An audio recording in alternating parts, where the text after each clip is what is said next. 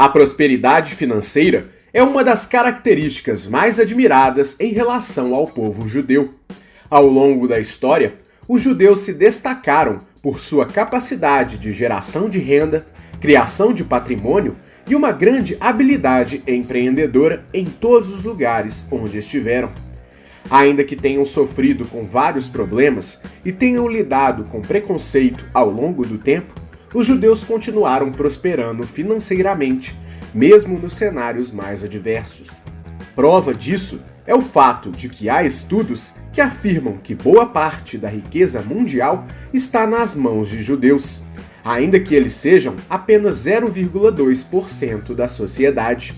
A título de exemplo, em nosso canal já contamos a história de vários judeus de sucesso em todo o mundo, como Gary Vaynerchuk, Joseph Safra, Ronnie Meisler, fundador da Reserva, Roberto Justus, George Soros, Alexandre Ostrowiecki, fundador da Multilaser, Gene Simmons, Mark Cuban, Mark Zuckerberg, Howard Schultz, Larry Ellison, Samuel Klein, entre outros.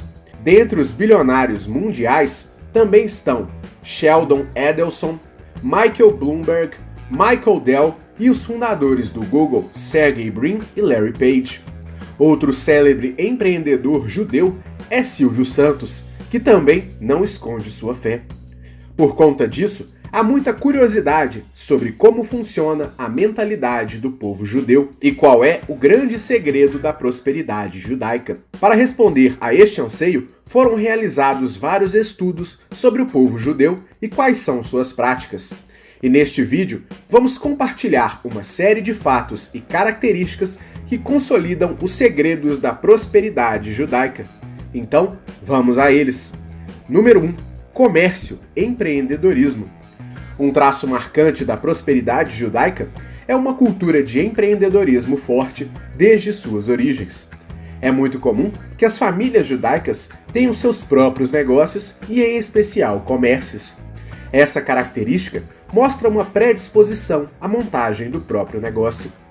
Conforme é possível analisar nos vídeos que já produzimos, podemos notar que, em todos os casos, tanto os judeus que criaram sua própria fortuna, quanto os herdeiros que atingiram o sucesso, fizeram fortuna através de negócios próprios. Comércios, escritórios de advocacia, bancos, construtoras, em todos os casos, desde cedo os judeus relatam que são educados para tomarem conta do próprio destino, principalmente através do empreendedorismo. Com a consciência de que os resultados são sempre responsabilidade única e exclusiva deles e que o sucesso só depende de seus esforços, independente das adversidades que existirem no caminho. Esse sentimento de independência e autorresponsabilidade é alimentado desde a infância, em que as crianças são ensinadas a terem responsabilidade pelos atos e aprendem que os grandes feitos dependem de seus esforços. Porém, para empreender, em alguns momentos é necessário ter um capital inicial. Mas afinal, como eles conseguem o dinheiro para empreender? Para responder essa pergunta, vamos ao segundo ponto. Número 2. Trabalho em troca de conhecimento, não apenas pelo dinheiro. Outro pilar da cultura judaica é o desejo constante de aprendizagem. Em vários casos, os judeus não têm o dinheiro necessário para abrirem o próprio negócio, ou então precisam do emprego para sobreviverem temporariamente. Porém, em ambos os casos, o emprego é visto como uma oportunidade de aprender uma nova habilidade, sendo que o conhecimento é mais importante do que o dinheiro recebido. Cada situação é sempre uma oportunidade para aumentar o leque de opções futuras e também para que eles possam ter seus próprios negócios. A título de exemplo, Sasha Vaynerchuk, pai de Gary Vee, criou uma loja de bebidas nos Estados Unidos depois de ter trabalhado durante 5 anos como empregado de seu tio em uma loja de bebidas em Nova York. A partir dos conhecimentos e do capital acumulado por lá, Sasha abriu sua própria loja em uma cidade próxima, no estado de Nova Jersey. Anos depois, a loja se tornou um grande sucesso. Já Howard Schultz, responsável pelo sucesso da rede de cafeterias Starbucks, trabalhou na empresa como empregado anos antes de se aventurar como empreendedor, quando criou sua própria cafeteria. Anos depois, com o capital acumulado em seu empreendimento, ele conseguiu comprar a antiga empregadora e transformou a Starbucks de uma rede de pequenas lojas na maior referência em cafeterias do mundo. Número 3. Economia. Os judeus, desde cedo, são orientados a lidarem com o dinheiro. Além da chamada educação financeira, eles também têm um hábito de poupar cerca de 20% daquilo que ganham.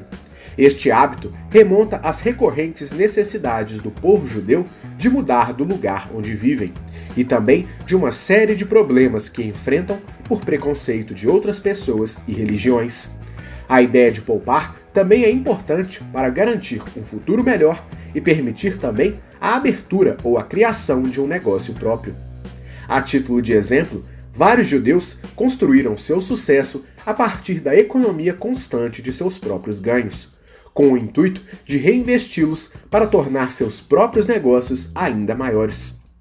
Essa ideia permeou a jornada de Samuel Klein, fundador das Casas Bahia, que chegou ao Brasil como mascate e foi pouco a pouco criando um mix de produtos e depois sua própria loja, que anos mais tarde se tornaria uma das maiores redes do Brasil.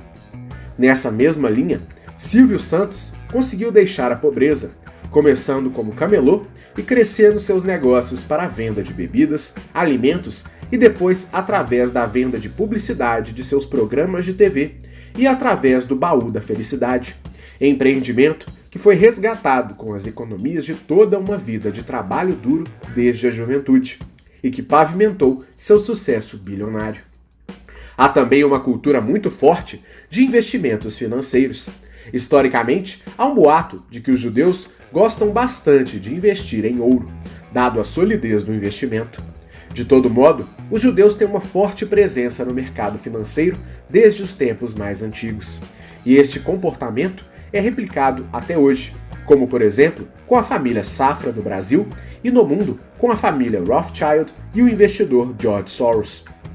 Hábitos simples e uma vida dentro das possibilidades também são parte da cultura judaica. Os gastos são feitos somente quando necessários, ou quando não vão impactar os projetos e negócios da família. O objetivo de longo prazo vem sempre em primeiro lugar. Somente depois é que vem os gastos supérfluos.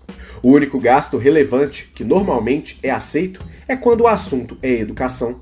Para a cultura judaica, o gasto com educação para os filhos e até para os adultos é um investimento e não um gasto, sendo a única exceção a regra de grande controle financeiro e vida dentro das possibilidades. Número 4. Fazer sempre o melhor possível. Outra característica marcante do pensamento judeu é uma execução primorosa em tudo o que fazem. Independente da atividade que realizem, os judeus têm uma cultura forte de excelência, e este padrão é replicado em qualquer atividade, por mais simples que ela seja. No caso de empreendedores que começaram com atividades pouco glamurosas, como camelô e mascate, Silvio Santos e Samuel Klein, por exemplo, demonstraram desde cedo o compromisso de fazerem sempre o melhor possível, mesmo quando vendiam itens baratos para todo tipo de cliente. Além de fazer o melhor possível, os judeus também têm um grande foco em se tornarem verdadeiros especialistas naquilo que fazem. Há relatos de que esse compromisso venha de uma inspiração que está na Bíblia, em Provérbios 22, 29. Para atingirem esse estado de perfeição e excelência, os judeus também não abrem mão da disciplina e do pensamento a longo prazo. Não há vitória sem sacrifício, e os judeus sabem que é preciso ter disciplina e paciência para que os resultados sejam alcançados.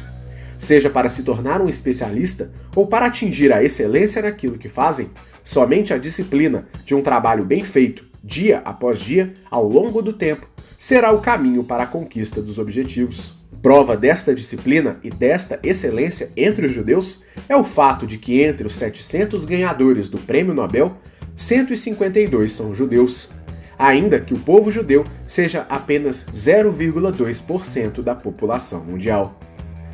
Número 5. Pensamento coletivo.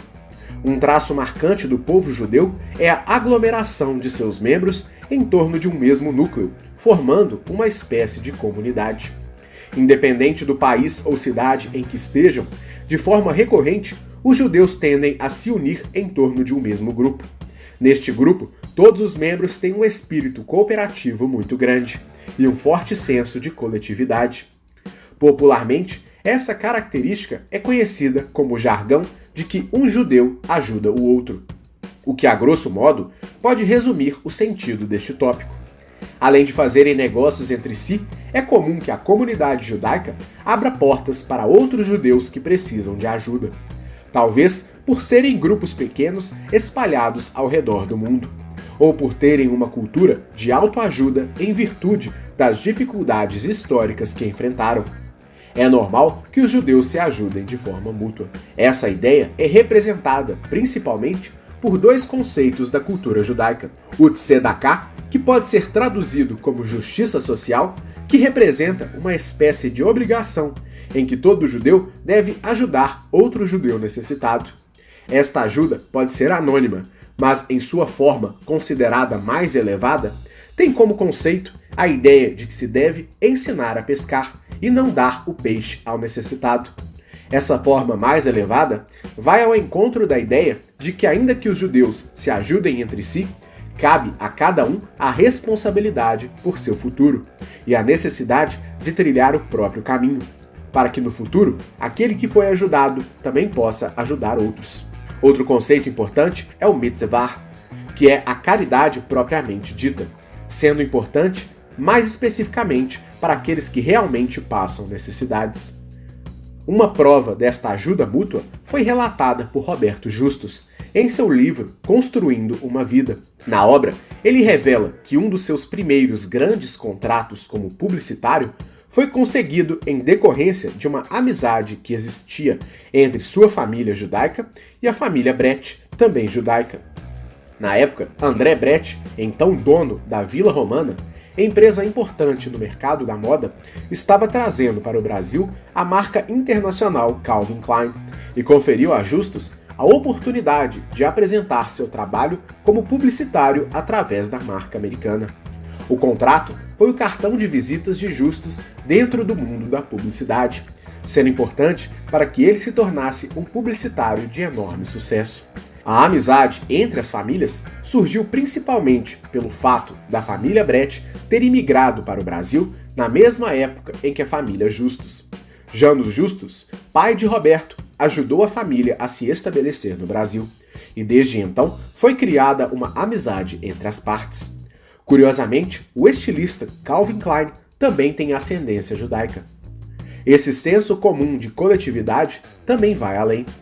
É comum que, além da caridade e da chamada justiça social, os judeus também doem parte de seus rendimentos para a comunidade.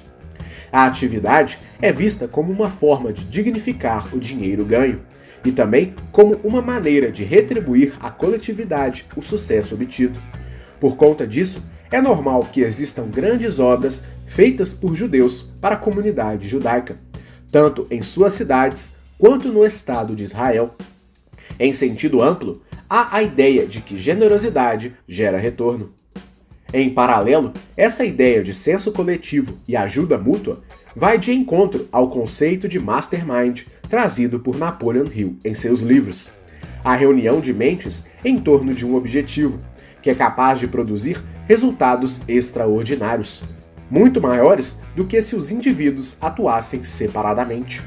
Em menor escala, esse senso coletivo também é reproduzido nos núcleos familiares. Em geral, os membros de uma família judaica se unem em prol de um mesmo objetivo. Em muitos casos, esse mesmo objetivo é o negócio da família, que muitas vezes é passado de geração em geração. A título de exemplo, Gary Vaynerchuk alcançou fama e reconhecimento mundial após ter trabalhado durante anos com seu pai na loja de bebidas da família. Os irmãos Joseph, Edmond e Moses Safra atuavam conjuntamente nos negócios da família, atividade que também foi lhes passada pelo pai.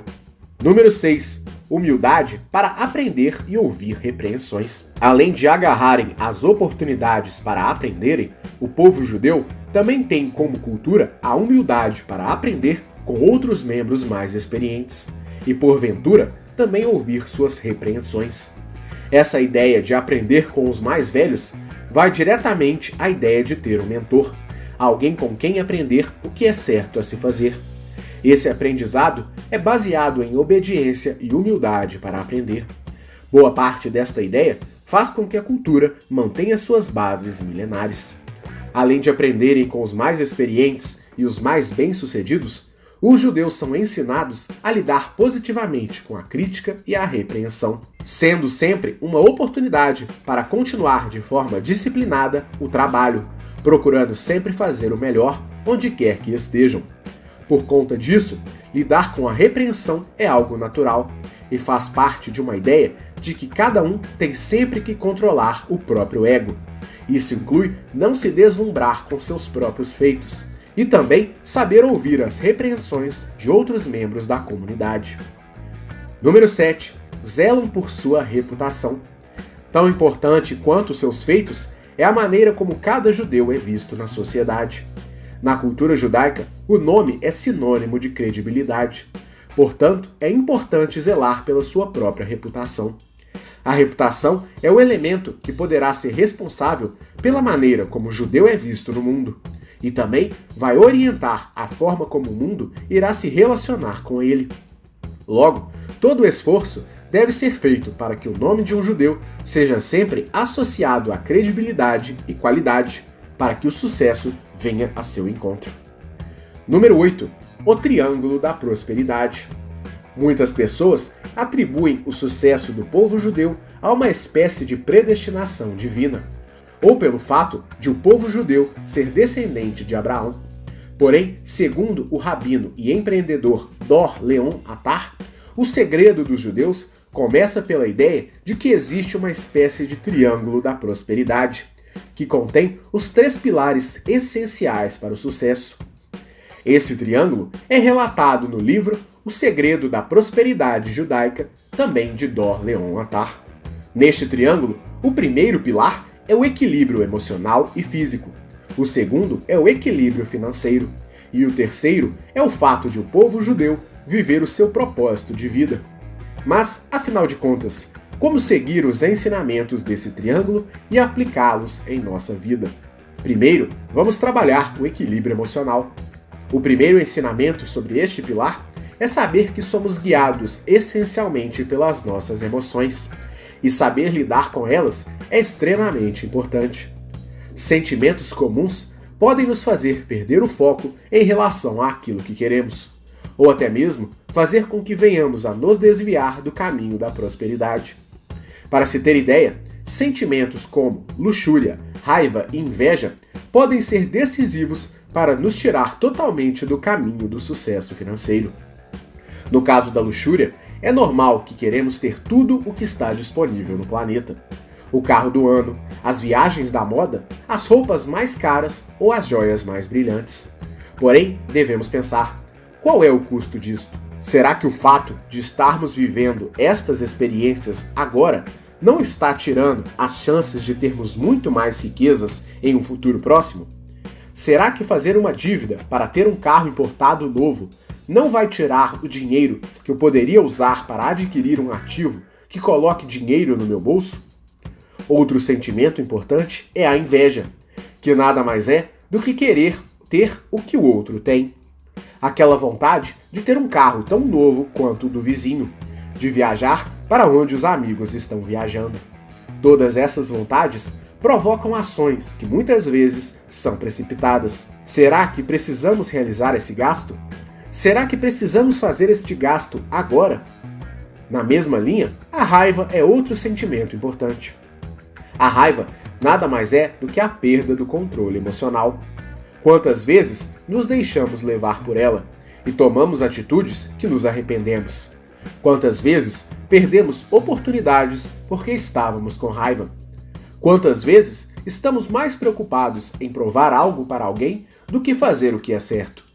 Todos esses sentimentos e emoções são comuns e fazem com que a grande maioria das pessoas tome decisões e ações precipitadas, que muitas vezes resultam em dívidas e prejuízos. Por conta disso, um dos pilares do triângulo da prosperidade é o equilíbrio emocional. Este equilíbrio está diretamente ligado à maneira como controlamos nossas emoções e, por consequência, nossas ações. Quando não temos o absoluto controle de nossas emoções, nos deixamos sucumbir às vontades imediatas, que normalmente são guiadas por sentimentos como a raiva, a luxúria e a inveja, por exemplo. Porém, não é só por conta da ação que o controle emocional é importante. É preciso também saber lidar com as emoções, como o medo. O medo é um sentimento que causa paralisia e estagnação, ou seja, nos faz com que deixemos de agir. Sabendo que é preciso plantar para colher, não há como colher algo que não foi plantado. Muitas vezes, deixamos de fazer algo pelo medo. Medo do julgamento das outras pessoas, medo de perder, medo de dar errado. Todos esses medos são comuns, mas não realizar nada também é um grande problema. Pois se você não fizer nada, não haverá plantio e nem colheita. Portanto, deixar que o medo te controle também é uma disfunção que pode lhe trazer problemas. Por conta disso, é absolutamente essencial saber como e quando agir. E para ter esse discernimento, decidindo o momento correto para cada coisa, é preciso ter o controle das emoções, não se deixando levar por elas, sob pena de fazer algo que depois você pode se arrepender ou perder uma boa oportunidade de criar um novo ativo. Nesse sentido, é preciso ter tranquilidade e paciência para pensar e planejar cada movimento. A cada pergunta, existem 10 respostas, e para cada resposta, 10 perguntas. Da mesma maneira, é preciso ter um equilíbrio físico, já que o corpo é um instrumento que vai lhe ajudar a executar seus planos. De nada adianta ter um controle sobre as emoções se você não tiver saúde ou energia para colocar em prática os seus planos. Portanto, equilíbrio físico também é fundamental. O segundo pilar é o equilíbrio financeiro. Nele está a capacidade de lidar com o dinheiro. O dinheiro é o meio pelo qual as coisas podem ser atingidas, mas é importante saber que o dinheiro deve ser usado com cautela, principalmente pois podem haver momentos de dificuldade. Por conta disso, hábitos saudáveis de poupança e investimento devem ser praticados constantemente. E por fim, o último pilar é o propósito. Cada judeu, desde cedo, é orientado a encontrar a sua missão na Terra, chamada de Tikkun.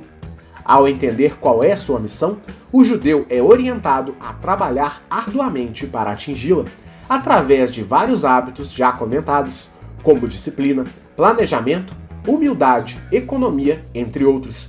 Essa missão é o que dá a força para que os judeus resistam às adversidades e continuem reticentes em seus objetivos. E um traço marcante faz com que a fé seja um combustível extra na jornada dos judeus. Estes elementos foram reunidos após pesquisa e relato de Audrey Bernache, Dor Leon Attar, Noriel Aboab, entre outros. E você, qual princípio judaico você conhece e acredita que seja o segredo da prosperidade do povo judeu? Compartilhe conosco nos comentários. Lembrando que estamos produzindo diversos conteúdos gratuitos sobre empreendedorismo em nosso canal. Para continuar recebendo o nosso conteúdo gratuito, se inscreva em nosso canal e acione o sininho das notificações para receber as nossas atualizações. Esperamos que você tenha gostado, um grande abraço e até a próxima!